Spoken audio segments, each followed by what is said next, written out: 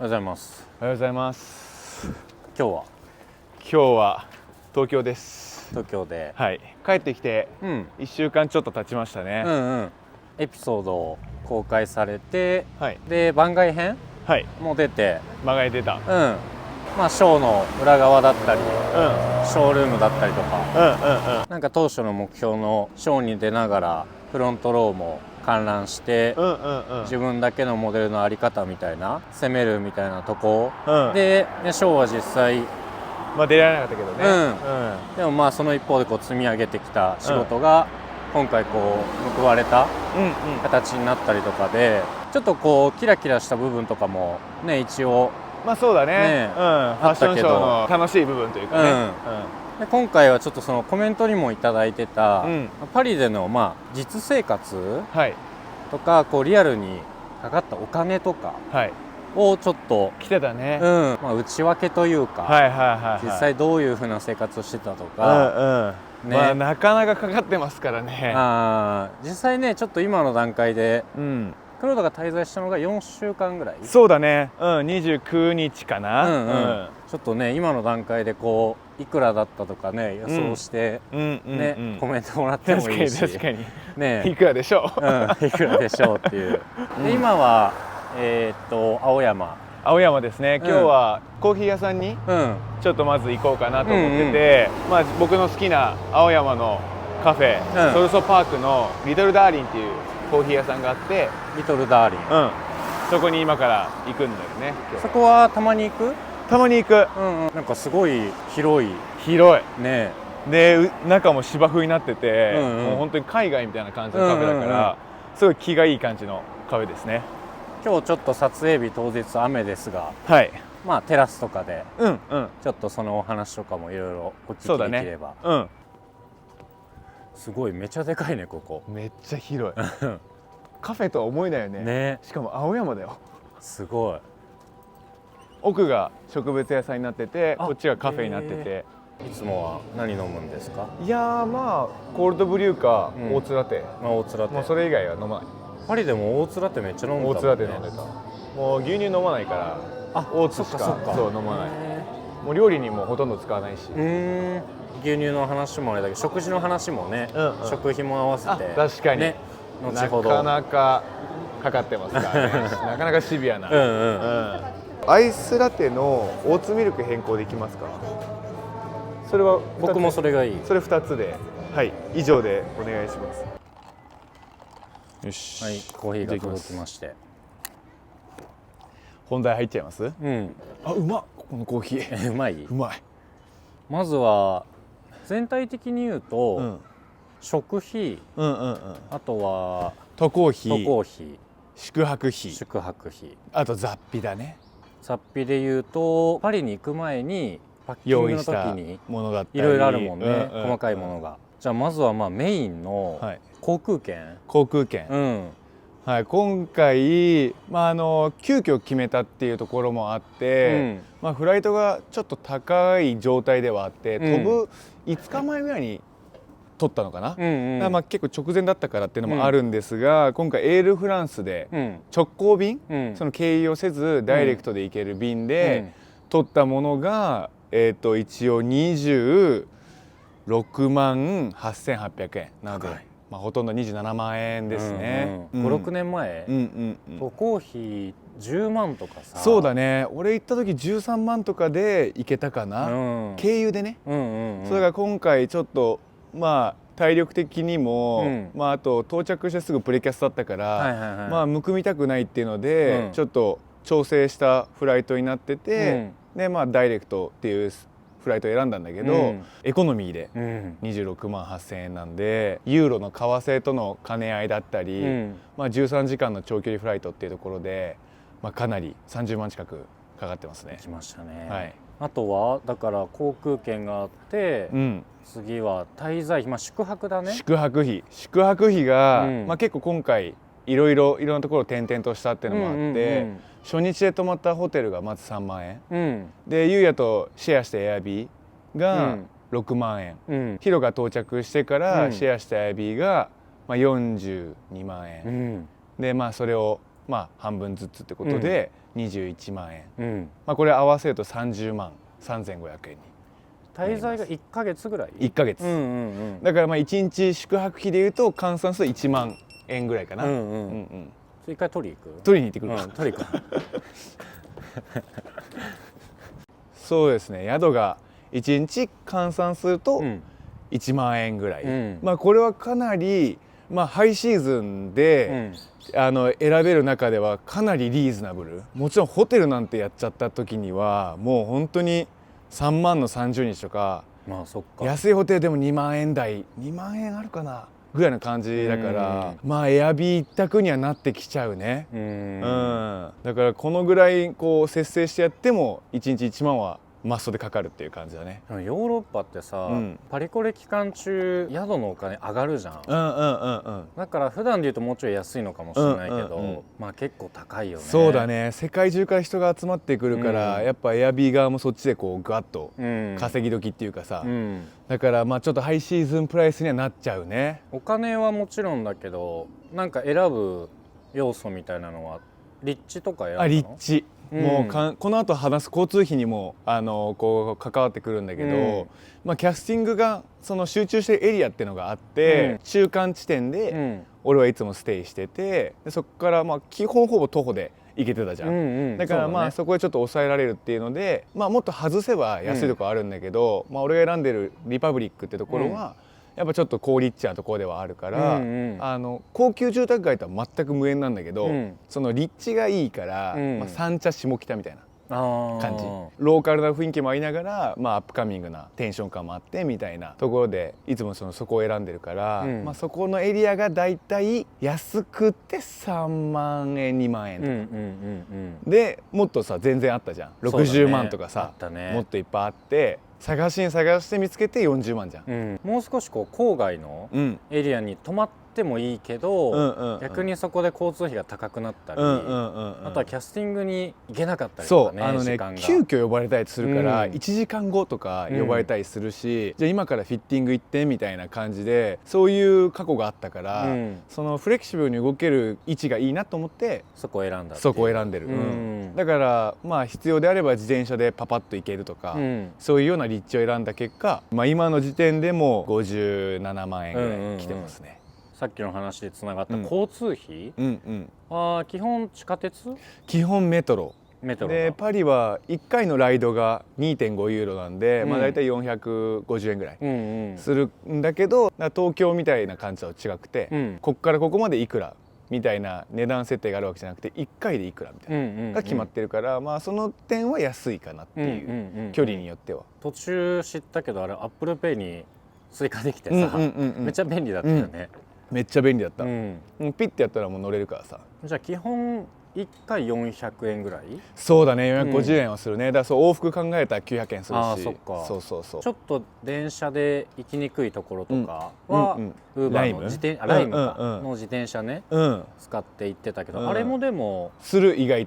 にね、5ユーロ6ユーロするから、日本円にしたら1200円とかしてくるから便利なんだけど、その分メトロよりかは高いねって感じ。キャスティング多いと移動も重なるからね。そう交通費も地味に効いてくるね。だからでも俺らはちょっと健康的なダイエットの意味も兼ねて、めっちゃ歩いてたじゃん。じゃあ25分だったら歩こうとかさ、やって1日2万歩歩いたり1万4000歩歩いたりとか、そういう感じだったから、そこはちょっと節約にもなってたし、運動にもなってたし、1日多い時何件ぐらい？多い時で4件とかかな。そうだね、1本間違えると、次のキャスティングも連鎖するからね。そういうとこも大変だったね。そうだね。だから交通費で言うと、20回ぐらいは電車に乗ってるかな、少なくとも。で空港までの往復が6000円ぐらいかかるから。そっか。そうだね、安く見積もって1万5000円はかかってます。じゃあ歩いてよかったね。歩いてよかった。だから多分歩きで半額ぐらいになってると思う。だよね。ほとんど歩いてたからね。そうだから1ヶ月いて電車だから10回しか乗ってないってことだね。往復があるから。そっか。そうだから少ない方かな。あとは交通費で一番リアルな食費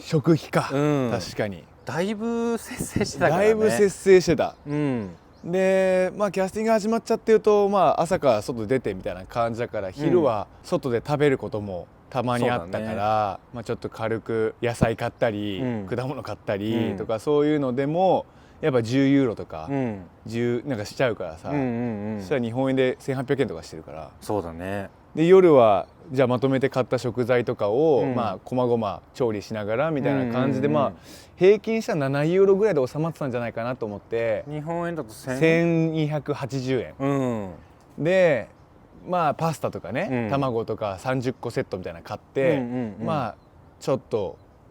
こう節制しながら食べてたから、夜の方が多分比較的になんかこう抑えられてたかなっていう感じはするかな。調整でさ、長期間に近づくにつれて、もうスープとかさ、そうだね、毎朝毎晩スープで合間にさ、バナナか、そうだね、卵とか生の人参ね食べてたもんね。生の人参食べてた、もう外で食べれるものがないからさ、最終的に人参にたどり着いて。だからラ・フランスと生の人参をそうだね、かじってる印象がもう最後の10日間ぐらい。外ではもうその2択だったね。まあ途中からもうお腹も空かなくなってきちゃってたから、それもあってまあ良かったけど、まああとはコーヒーかな。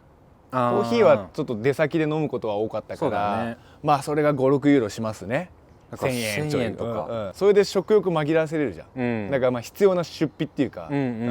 集中力も出てくるし。そうだね。だからまあ総じて言うと1日3500円とかあったんじゃないかなっていう。でも外食するとさ、もう為替もさ、今パリいた期間で180なんか何円とかぐらいだったから、基本的に夜とかもご飯食べるとさ、まあ大体4000円ぐらいいくから、基本的にもう最後のちょっとお疲れ様っていう食事以外、もう外食してないね。してないね。最後ファッションウィーク最終日の夜とかに、その日本のなんかみんなファッション系の人たちとそのバー行ったりとか、食事したりとかで外食はしたけど、まあちょっと交流のね時間だったけど、それ以外はねマジでずっと缶詰だったからね。その外食ゼロでさ、メンタル的にどうだった？きつかった？いや意外と。本当？なんか目的があるから、なんかそれをなんかこなせてる感じがして、それは良かったね。これでいかないことによって前に進めてるっていう実感があったから、それはなんかやる気っていうか、よし卵食おうみたいな、人参かじろみたいな感じになってた。それで交通費、宿泊費、食費、まああと事前の準備でいうと、それこそ eSIM とかさ、そうだね、向こうの電波ね、SIM カードが1ヶ月ステイで、まあギガ一応無制限で選んで電話もできるプランにして1万1000円。高い、まあヨーロッパ全土で使えるっていうプランにしたから、まあロンドンミラノもカバーできるっていう予定で一応買ったやつがそれで。変圧器とかさ、そうだね、充電器とか、あとは美容もさ、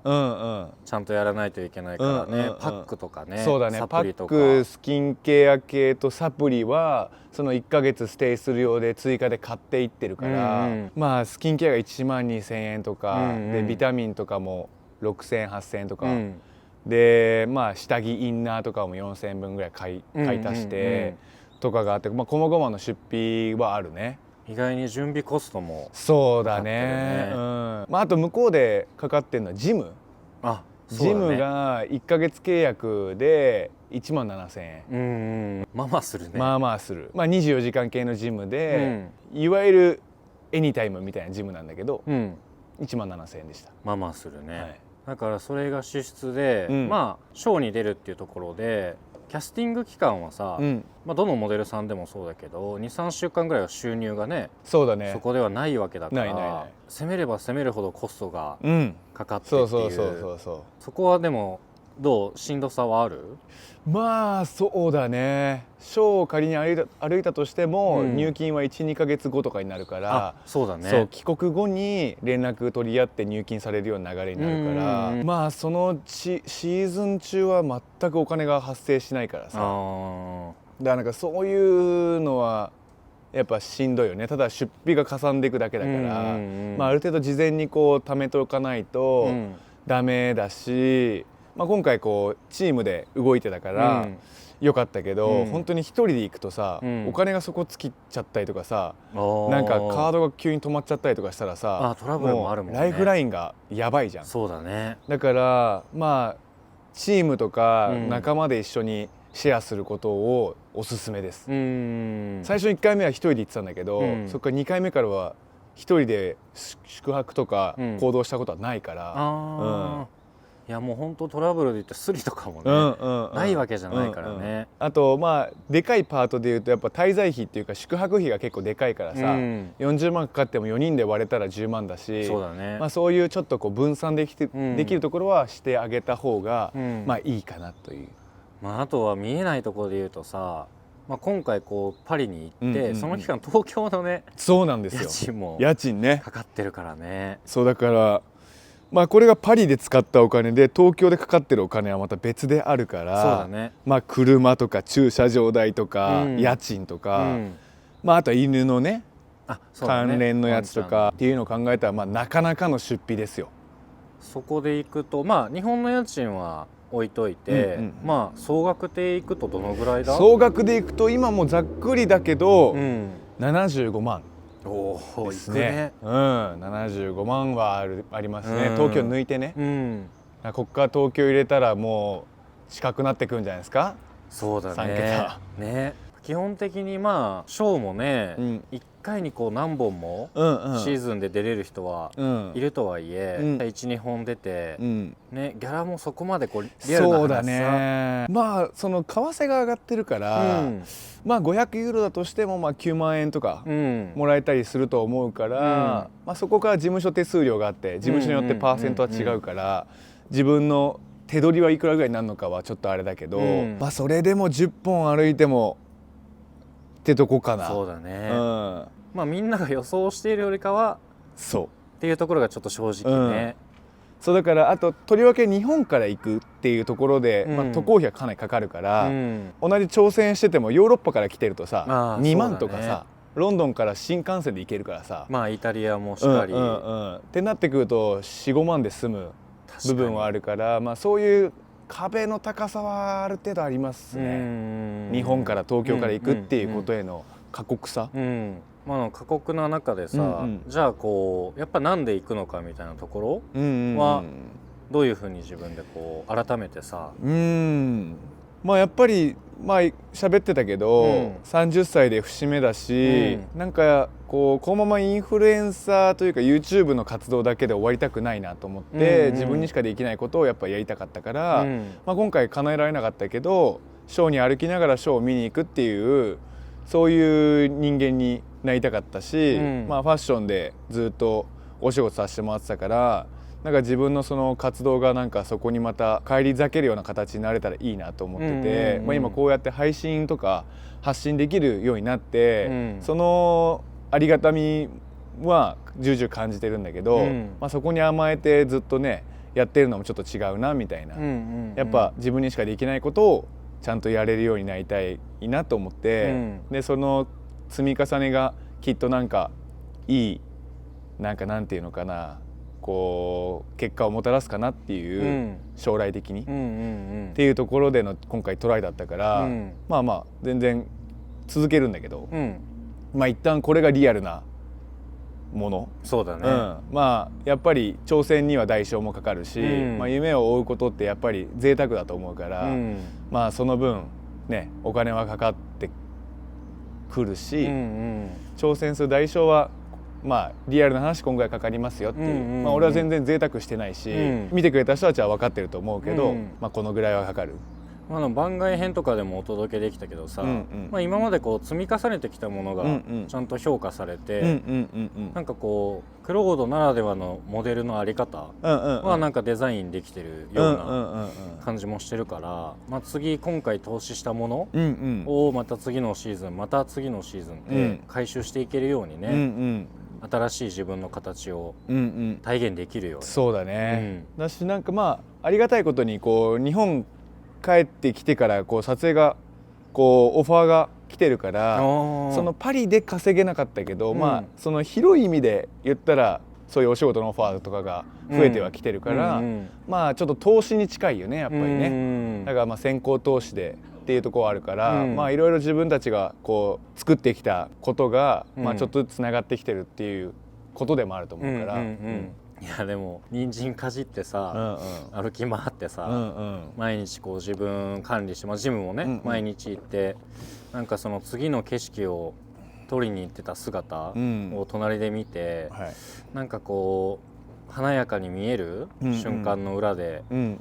生き残る設計をさ、してサバイブして、確かにそう日本戻ってきて、なんかあの景色ずっと心に俺あってさ、いやマジ頑張ろうと思えてるし、なんか改めてこう派手な結果がっていうのももちろんね、あったけど、結果が出る前の時間をこうして共有できたことにも、皆さんにもね、共有できたことにも価値があって、次のチャレンジも自分を信じ続けて、ね、自分を信じ続けるってこう案外一番難しいことだと思うし、ほんとちょっと次、取り行きたいね。そうだね、あとこの動画がなんかこうパリ目指してるモデルたちだったり、なんか別の業種でも挑戦してる人たちとかになんかこうなんかいいきっかけになればいいなみたいなね、クロードの挑戦がなんかこう俺たちのだけの物語じゃなくて、なんかこう見てくれてる人の背中もね、押せる物語にしていけたらいいと思うし、ちょっとこうまた東京からまたパリ、ロンドン、イタリアから始まるストーリーもぜひ応援していただいて、あとはコメントとかでもね、なんかこの他に聞きたいこととか、ね、よく見たので言うと